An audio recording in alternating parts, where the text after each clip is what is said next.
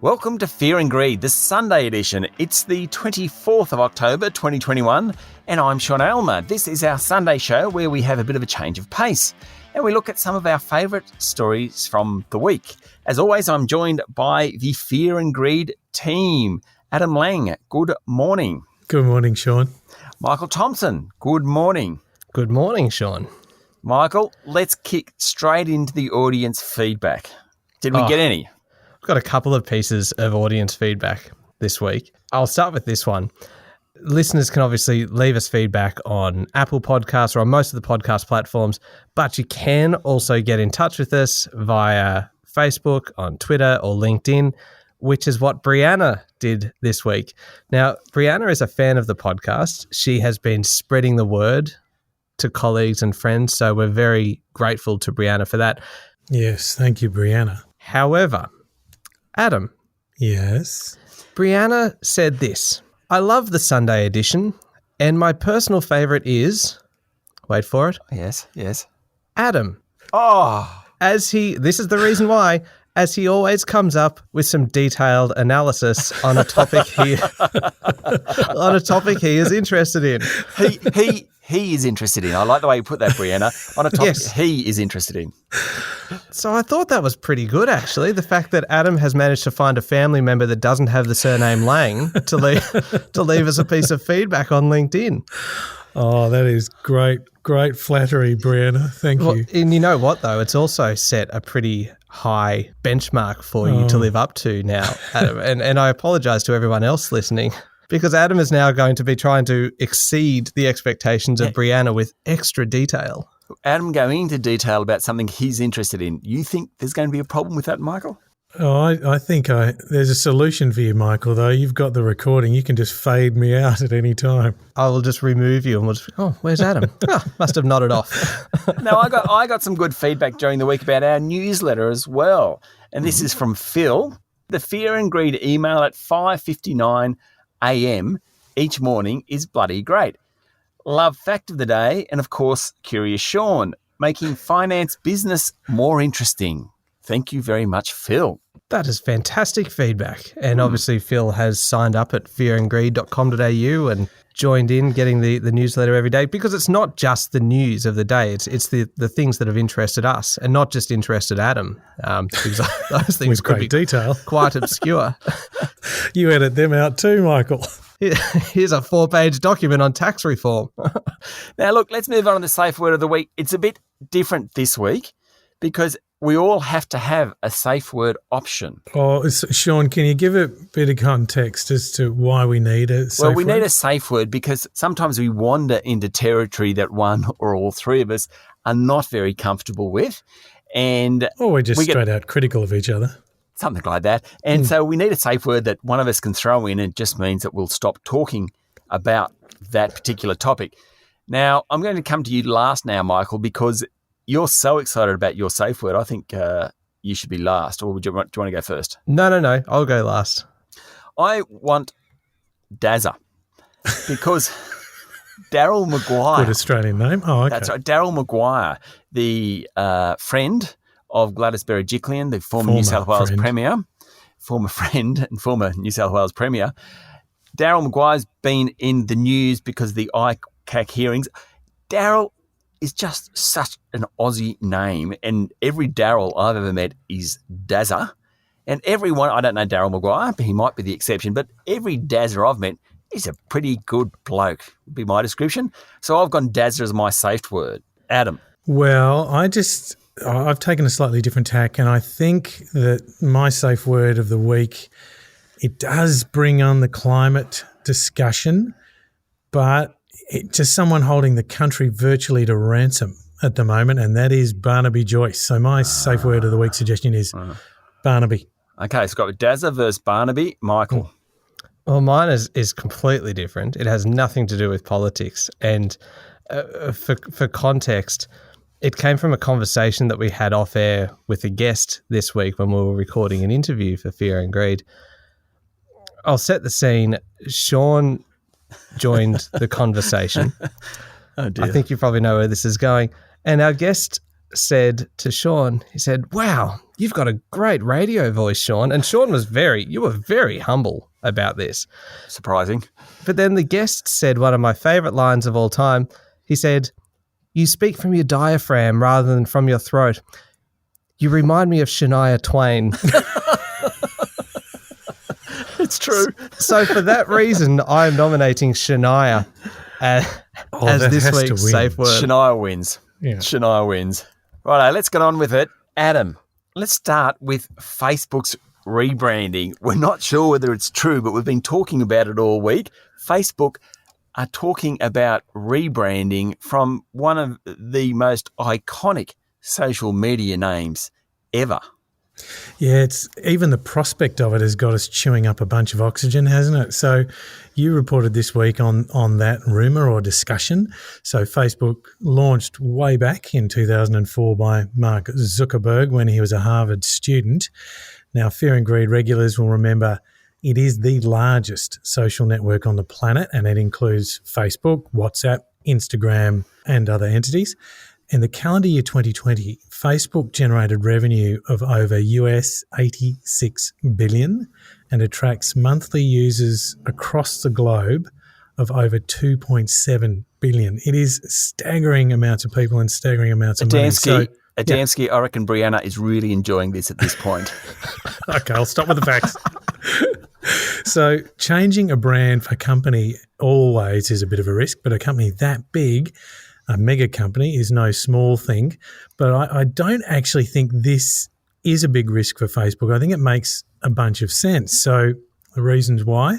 Facebook itself, as we know, has had plenty of controversy in recent years.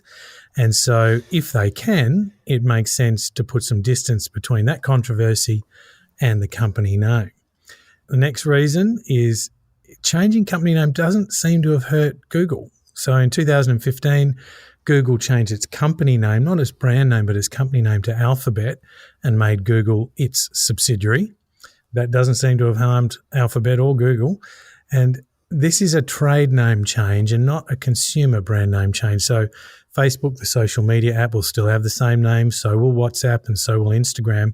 This is just about the holding company name change. So I think it makes sense that this rumour might have some substance to it. Now, our Fear and Greed regular Tim Burrows from Unmade found that Facebook has recently registered the word Horizon as a trademark in Australia and trademark a logo too, which looks like an inverted triangle with a circle swirling inside it. So we'll see if this is true and what the name change might be. But Sean, so do you think making a big decision like changing the company name for Facebook makes sense? Nah. All that build-up, one-word answer. Michael? Yes, I do think it does make sense. Thank you both. Yes. One word. Yeah.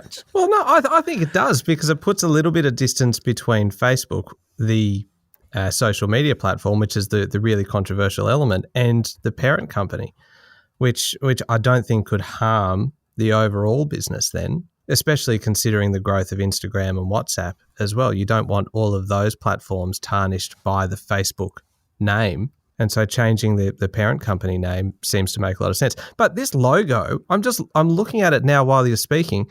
Surely, isn't that the Google Chrome logo? Haven't they just ripped it off? Well, easily identifiable. Maybe it's just paying homage, to Google rather than ripping it off. Paying homage to their competitor. Yes. I don't know whether that makes a lot of business sense. But anyway. So, Michael, you think it does make sense. Sean, can you expand on your one-word answer? Coca-Cola company sells Coca-Cola. McDonald's sells McDonald's.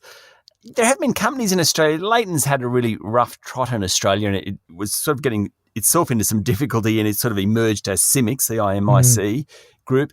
So occasionally it does happen. I don't, even Alphabet and Google, I get that argument, and perhaps it does have some practical benefit, but people still talk about Google as a company. I mean, it's a noun, Google, or it's a verb and a noun nowadays, I think, but it's still thought about as a company as opposed to Alphabet. Only people who invest in the markets and that think of Alphabet They still think of Google, the company. So I don't really understand it. If I had the rights to a brand like Facebook or something like that, I wouldn't change it.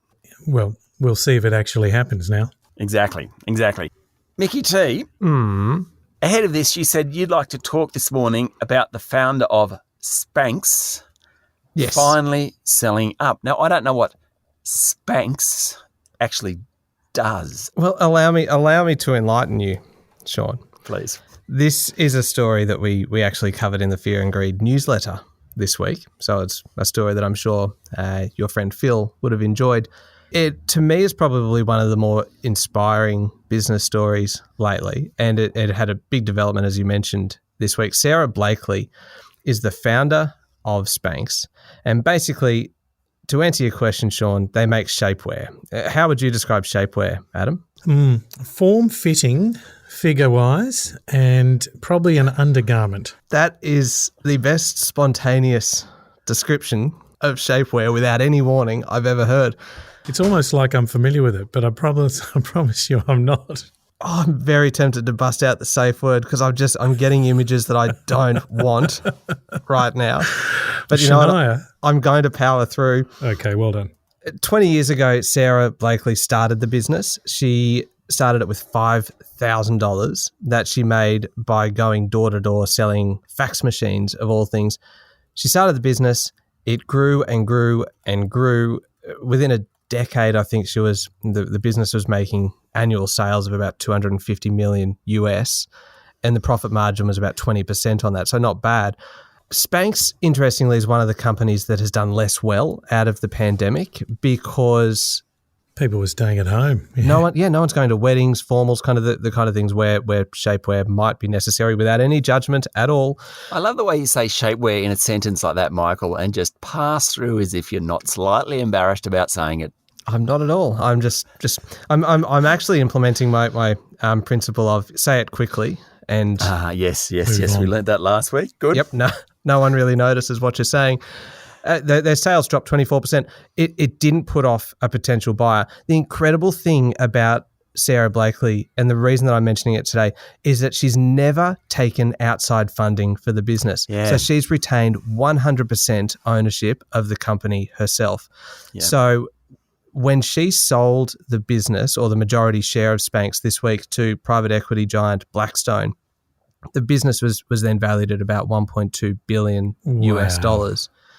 And she posted on Instagram and she said, people have asked me for 20 years, when will you sell Spanx? And for 20 years, I would say, I'll just know.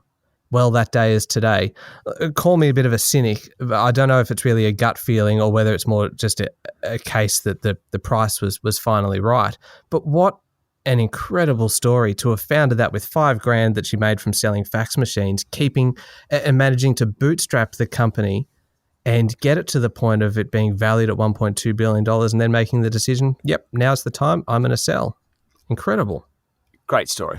I totally agree. I think you have to admire someone who has the determination and fortitude and foresight to do exactly what she has done and find a product that there's a market for as well. I think that's a cracking story. Yeah, and she didn't have a background in textiles, nothing to do with garments, nothing to do with retail, anything. She just realised that there was a need for this product and so found a way to make it and sell it and build it. I think it's one of the best stories in modern business. I think it's fantastic. It is a cracker. Absolutely. Now, I had an epiphany during the week, fellas. Oh, sounds painful. I wish you understood some of these big words I use, Michael. COP26 is coming up. That's the United Nations Climate Change Summit. I spent a couple of days this week watching the Credit Suisse conference on all things ESG, environmental, social and governance. There's a fella on there called Professor Vaclav Smil from the University of Manitoba in Canada. I was watching him. He's a great mate of Bill Gates. And he said 30 years ago, 87% of global energy relied on fossil fuels. Today, 83% of global energy relies on fossil fuels. at COP26, we're all going to say in 30 years, we will achieve net zero. So we're going from 87 to 83 in 30 years, and in the next 30 years, we'll get to net zero. It is such a stark number. Yeah, it's a daunting number, isn't it? It's just not going to happen. I mean, if China achieves its goal of carbon neutrality by 2060, it has to close as many coal-fired power stations in the next, that's 40 years, as operate across Europe today. Wow. We still need electricity. There's an energy crisis going on, and you see the price of coal and oil and gas going up. I think my epiphany this week is that I realised that you really do need fossil fuels in the transitionary stage. Now, that's the obvious one is natural gas. It's much cleaner than coal and oil. Coal's the worst of the lot, of course. But I don't know, Adamski, your take on this, it just had never really occurred to me just how hard it is to get to net zero by 2050. Unrealistic even. Yeah, I think that's a great statistic. I hadn't heard it before you'd brought it up. So to me, this just underlines the importance of having goals and then how quickly you've got to work to get there. So I actually love that statistic, and it just makes me feel, okay, great. Now we know that's how big the job is. Let's start chunking it down and working out how we're going to get there. Michael, any idea on how we're going to get there? That's the thing. I wonder whether everyone's going into COP26 expecting that this problem is going to have an easy solution, when clearly, when the scale of the problem is as big as you're describing it, there isn't going to be an easy solution. So I think what we want out of COP26 is a bunch of countries telling us how they're going to get there. So China has committed to carbon neutrality by 2060, but very unlike China, it hasn't told us how it's going to get there. Japan, South Korea have committed to it. India hasn't. I think what the best we can hope for out of COP26 is that countries say, yes, we are committed to it, and this is how we're going to get there. Australia will find out in the next 24 or 48 hours what Scott Morrison will take to COP26. But you actually need a roadmap to say you're going to get there. And to be honest, I'm not sure that anyone that says they can get to carbon neutrality by 2050 when you're a big emitter can actually do it. So, Sean, I've occasionally been described as an optimist, but I think... Mostly in sales meetings around fear and greed. I think this is just what we need. And, you know, goals are good, but goals stopping there are pretty useless. You've got to work out how you can deliver them, and realistically. And to me, this is a massive opportunity for Australia. You know, we've got abundant land, abundant sunshine, abundant wind. We've also got abundant resources to make the transition. So I'm seeing, you know, that on one side, plus look at all the technology growth we've had even in the last decade, the startups that have made great international success stories. There is a giant amount of technology expertise and a giant amount of resources in this country alone. So if we can fuse them together, pun unintended, but if we can fuse those two things, we got a shot at doing really well out of this. I think you're right. Now, Mickey T, the other thing that you wanted to talk about, and I'm really interested how you can actually make this fascinating for any listener. What an intro. Supply chain problems finally hit home. So there's one sentence in our notes that we do ahead of this. And Michael, what topic would you like to talk about? All it's got is supply chain problems finally hit home. And I'm saying at last. What a great topic. Time for some detail. Maybe I should hand it over to you. And I reckon even without preparation, you could deliver us a bit of a monologue on this one. Michael, you and I know that Adamski could do it. He could come up. I am not going to give you that opportunity, because this is something I actually do want to talk about. And I will keep it very, very brief. We've been talking about supply chain challenges around the world. They're particularly pronounced whenever you're looking at anything being shipped globally, slow, expensive shipping, all kinds of problems, particularly for the automotive industry. Shortage of the semiconductor chips means really long waits for cars. Boiling it all down to what it actually means for everyday people at home like me doesn't actually change a lot of things. There might be a couple of empty shelves here and there that if you're not buying a new car, you don't really notice until this week, Sean, when you told us on Fear and Greed oh dear, that the owner of Dan Murphy's and BWS Endeavour Group, said that supply chain problems could disrupt the supply of beverages, particularly imported drinks, in the lead up to Christmas. Well, I drew breath. Is that not one of the biggest stories of the week and something that we should have led this entire episode with this morning? Fair point. Realistically as well, it's not going to affect most of us too much because you're not going to. I like the way you've built this up. You've built this up so well. You're backing away too quickly, Michael. I'm not backing away from it, but what I am saying is that why would you choose an imported gin over a local gin when there are so many incredible local gins? Or as a patriot, as a true Australian patriot, I'm going to spend my summer drinking a good Australian pale ale rather than something imported. You're going to drink Australian sparkling wine rather than French champagne. I will. There's some ripping stuff out there. Oh. Tasmania. Man, there's some great sparkling wines from Australia. I had no idea, Sean, that you were so un-Australian. Yeah, I'm troubled by it. Why do you hate this country so much? Shania. Yeah. Okay, our final topic for this morning. It's a big one. Pixel 6 versus iPhone 13. Adamski. Yes, look, tech geek alert on this topic. Google has launched their new phone this week, the Pixel 6 series, which starts at about $1,000 and is estimated to be in stores, supply chains problems notwithstanding, from 28 October, so not long. So Apple's had the iPhone 13 in the market from last month, and that starts at around $1,350. So I'm in the market for a new phone. And yes, I do get interested in the technology, the screens, the incredible cameras, memory, speed, all of those things. But I think I'm stopping myself from making a decision. So while all of the technology is really important, I'm getting stumped by contemplating the change of infrastructure involved. So moving from Apple to Google, I think would mean iPhone to Pixel would mean, what do I do with my backups? The contacts, the music, the calendars, the emails, the photos, everything. It's like I stop myself from making a decision to change even before I've made it.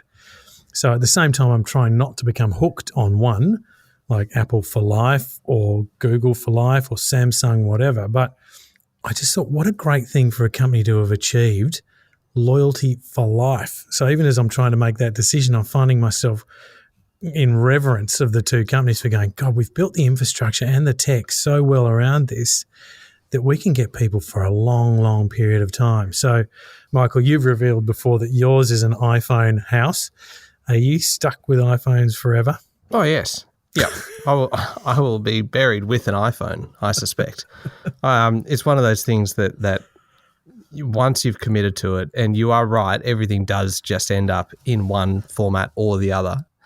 And there is nothing more infuriating than one person in a group chat insisting on using a Samsung phone when everyone else has iPhones, and you can't then have an iMessage group chat. Oh. Yeah. And look, in terms of great rivalries, you got kind of North Korea and South Korea, and then you've got Apple and Samsung. I reckon the Koreas have probably a better chance of reunification. In India, Pakistan, they're going to get on better. The Yankees. Absolutely. Before Apple and Samsung users will agree on a phone. Same with Apple and Google to a lesser extent. But no, I am Team Apple, most likely for life. And Sean, how do you think it is for Google, iPhone, Samsung to take customers from each other? I'm just totally confused by this. I've just got a stack of phones and electrical equipment that I've really never backed up. And I just figure I'll get the phones off in years to come. I just start again. Travel light.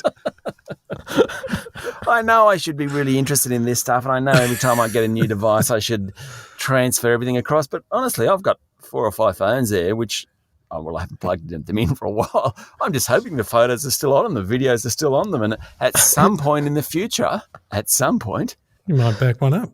Is that why you never respond to text messages, Sean? We're texting the wrong phone, or the one we've texted is dead and you've moved on to the next one. Now, Sean, just a separate question, and this is related to your disposition here with the phones. Do you have a big filing system for all of your emails, or would you just have one big inbox? I'm looking at it at the moment. I have 5 different emails. One of them's got 33,000 unopened. Your email is saying Shania. I'm saying, Shania, I'm out of here. This is too much for me. I think we're going to call it. Well, this has been the Sunday edition of Fear and Greed. Michael, I hope you've enjoyed it. Is that a question for me? No. Because I don't know yet. I think we'll leave it there. This is Fear and Greed, the Sunday edition for the 24th of October 2021. Michael Thompson, thank you for this morning. Thank you, Sean. Adam Lang, as always. Thank you, Sean. Enjoy your Sunday, everyone. And Michael Thompson and I will be back tomorrow morning with a regular edition of Fear and Greed. Have a great day.